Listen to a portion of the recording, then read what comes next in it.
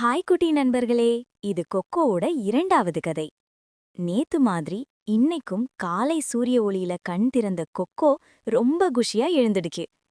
பாலை குடிச்சிட்டு வழக்கம் போல வீட்டுக்குள்ள ஓடி திரிஞ்சு விளையாடிக்கிட்டு இருந்தப்போ சாளரம் வழியா வெளியில ஒரு சின்ன நாய்க்குட்டி நின்னு பாத்துக்கிட்டு இருந்துச்சு. முதல்ல கொக்கோக்கு கொஞ்சம் பயம். இது யாரு, என்ன பண்ணுமோன்னு யோசிச்சுக்கிட்டு மெதுவா பின்னாடி போச்சு.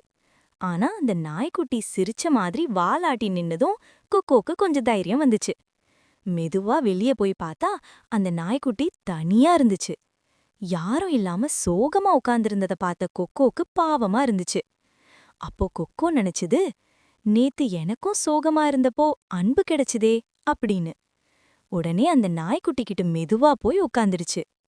கொஞ்ச நேரம் அப்படியே இருந்தப்போ இருவரும் நண்பர்களா மாறிட்டாங்க. நூல் உருண்டையோட விளையாடினாங்க, ஓடி பிடிச்சு சிரிச்சாங்க.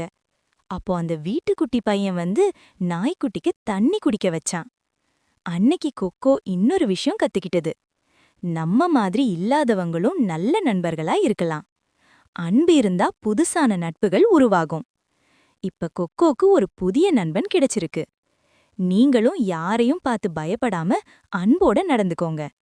இந்த கதை உங்களுக்கு பிடிச்சிருந்தா லைக் பண்ணுங்க, ஷேர் பண்ணுங்க, சப்ஸ்கிரைப் பண்ண மறக்காதீங்க. நாளை இன்னொரு அழகான கதையோட கொக்கோ திரும்ப வரும். பை பை நண்பர்களே. மியாவ்.